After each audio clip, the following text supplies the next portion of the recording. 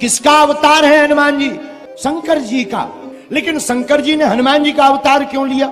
आतताइयों का वध करने के लिए भगवान इस धरती पर भूखे भार का हरण करने के लिए अवतार लेते। एक महात्मा कहते थे, भैया ये शंकर जी का अवतार क्यों हुआ? क्या जरूरत थी हनुमान जी की? अगर हनुमान जी का अवतार नहीं होता तो पृथ्वी के भार को कौन मिटाता? केसरी कुमार को अवतार हो तो नहीं, भूमि को सकल भार छिन्न में हटाता कौन? सागर को लांघ मातु सिया पास जाता कौन? अक्षय संहार खबर लौट के पर लाता कौन? अचल समेत संजीवनी को लाता कौन? पाताल जाके अहिरावण को फिर जताता कौन? लल्लन उपासकों के दुख से छुड़ाता कौन? राम के सोयस की पताका फहराता कौन? अगर हनुमान जी ना होते कौन राम जी की महिमा को जान पाता? भगवान की महिमा तो भक्त से है।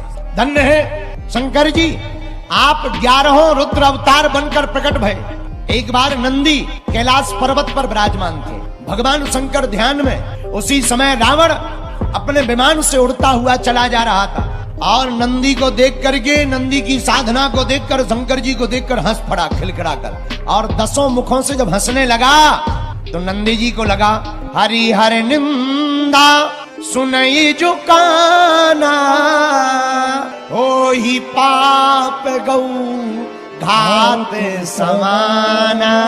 शास्त्र कहते हैं माता पिता गुरुजी और भगवान, इनकी न कभी निंदा करनी चाहिए, न कभी निंदा सुननी चाहिए। जो माता पिता गुरु और भगवान शंकर भगवान विष्णु की निंदा को करता है या सुनता है, उसे गो हत्या बराबर पाप लगता है। नंदी जी को क्रोध आ गया, रावण हमारे प्रभु को देख करके तुम हंस रहे हो, जाओ हम तुम्हें श्राप देते हैं, तुम्हारी मृत्यु का कारण भी कोई बंदर ही बनेगा, ये श्राप है तुमको। जब नंदी जी ने श्राप दे दिया, रावण को फिर भी कोई आश्चर्य नहीं लगा।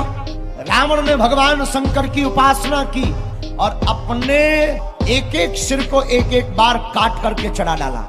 शंकर जी हैं 11 रुद्र, तो 10 रुद्र तो प्रसन्न हो गए, परंतु एक रुद्र प्रसन्न नहीं हुआ।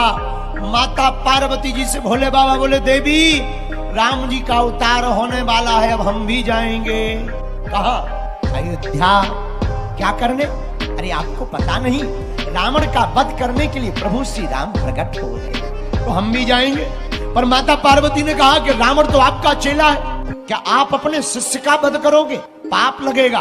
तो भगवान शंकर कहते हैं, देवी हमारे चेला रावण ने हमारे 10 रुद्रों को प्रसन्न किया है, 10 सिर को चढ़ाकर 10 रुद्रों को प्रसन्न किया, 11वां रुद्र अभी बाकी है। उसी 11वें रुद्र से हम बंदर बनकर के अवतार लेंगे और रावण की मृत्यु का कारण बनेंगे। वही 11वें रुद्र के रूप में भगवान शंकर प्रकट होना चाह रहे। माता पार्वती जी ने कहा, बाबा आप बंदर बनो, हमें भी ले चलो। शंकर जी बोले, तुम क्या करोगे? बोले आप बंदर बनो, हम बंदरिया बन जाएंगे। शंकर जी बोले, ना ना ना नो नो नो, आप नहीं जा सकते। क्यों? हम ब्रह्मचारी रहेंगे, बिना पत्नी के रहेंगे। माता पार्वती की आंखों से आंसू बहने लगे। क्या बात है देवी, तुम रो क्यों रही? महाराज आज तक आप जहां जहां भी गए अकेले ही गए, हमें साथ नहीं ले गए। क्या हम इतने अभागी हैं? क्या प्रभु की लीलाओं का दर्शन हम नहीं कर सकते हैं? भोले बाबा ने कहा, कर तो सकते हैं, लेकिन इस बार नहीं, अगली बार। माता पार्वती जी रूठ गईं। महाराज हम तो साथ में चलेंगे।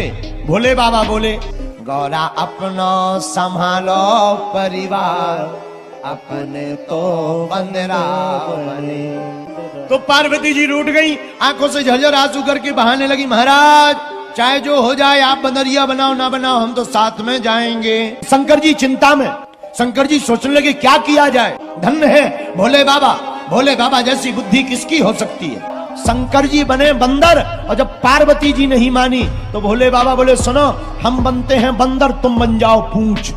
और देखना इसका उत्तर भी रामायण में आया है कि पार्वती जी पूंछ हैं। बोले कैसे? जब लंका को हनुमान जी ने जला दिया, राम जी बोले क्यों? लंका तुमने जलाई? हनुमान जी बोले हमने नहीं जलाई, पीछे वालों ने। हमारा कोई मामला नहीं है, FIR हमारे नाम से दर्ज ना की जाए। बोले फिर किसने जलाई? बोले पीछे। राम जी बोले पीछे तो तुम्हारी पूंछ है। हनुमान जी हाथ जोड़ के बोले पूंछ हमारी जरूर है, पर पूंछ तुमसे ही हमारी है। राम जी बोले मतलब? हनुमान जी हाथ जोड़कर बोले सरकार, आगे ही राघव मेरे है, पीछे है पूंछ, रहस्य है भारी, बंदर को भला पूछता कौन है, प्रभु श्री राम से ही तो है पूंछ हमारी।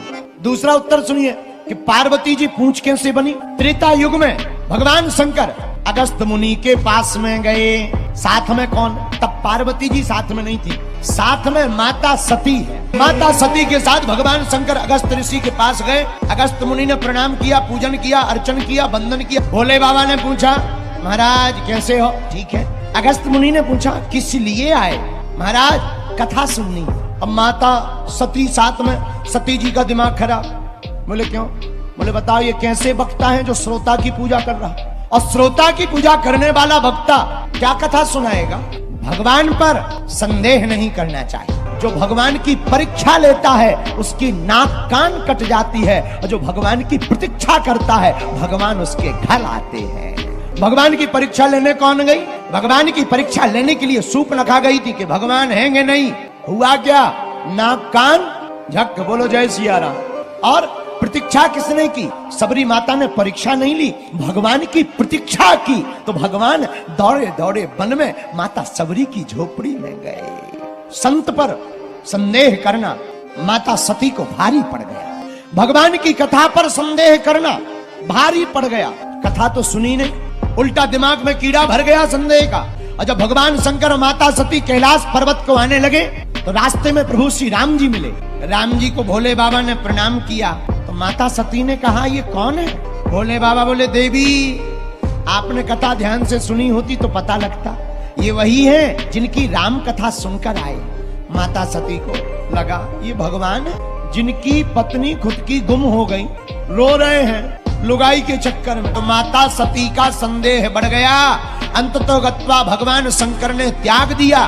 क्यों? इन्होंने सीता का भेष धारण किया, सीता का रूप बनाया राम जी के लिए कि अगर भगवान है तो परीक्षा ली जाए, सीता का भेष धारण करेंगे, और अगर ये भगवान होंगे तो पहचान जाएंगे ये सीता नहीं सती है, और अगर भगवान नहीं होंगे तो सीता सीता कहते हुए पास आ जाएंगे।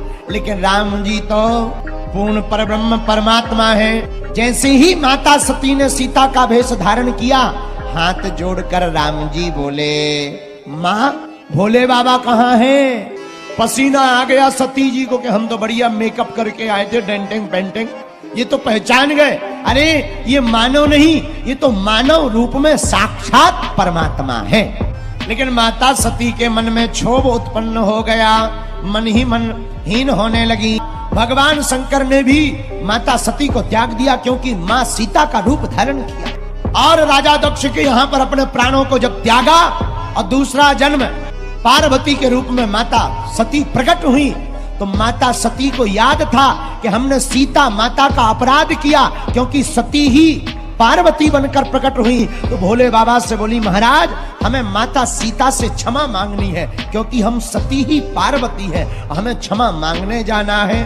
तो भोले बाबा बोले देवी माता सीता से क्षमा मांगना तो बड़ा मुश्किल है। बोले क्यों? बोले राम जी जब वन में गए थे तो माता सीता को अग्नि में वास करा दिया था। माता सीता का रूप अग्नि में बैठा है। रावण ने जिन जानकी जी का हरण किया वो माता सीता का हरण नहीं, माता सीता की छाया का हरण किया। तो मन में विचार किया क्या किया जाए, अग्नि में सीता जी बैठी हैं और क्षमा मांगनी है। पार्वती जी ने सोचा तो भोले बाबा से बोले महादेव आप बनो बंदर, हम बनते हैं आपकी पूंछ। तो भोले बाबा बोले उससे क्या होगा? बोले जब आप लंका जाओगे तो लंका के लोग पूंछ में आग लगाएंगे, आग लगाएंगे तो अग्नि में माता जानकी जी मिल जाएंगी और हम माता जानकी जी से क्षमा मांग लेंगे, इसलिए आप हमको अपनी पूंछ बना लो। इस कथा से सिद्ध हो गया कि भोले बाबा हैं बंदर और पार्वती माता क्या है? पूंछ। और भैया रावण की मूंछ और हनुमान जी की पूंछ, और 10 मूंछों वाले रावण की हनुमान जी की पूंछ ने रावण की 10 मूंछ उखाड़ डाली। दक्षिण भारत में वेंकटेश पर्वत पर माता अंजना की साधना तपस्या से पवन देवता की सहायता से स्वयं श्री रुद्र अवतार बनकर के हनुमान जी महाराज प्रकट हो गए।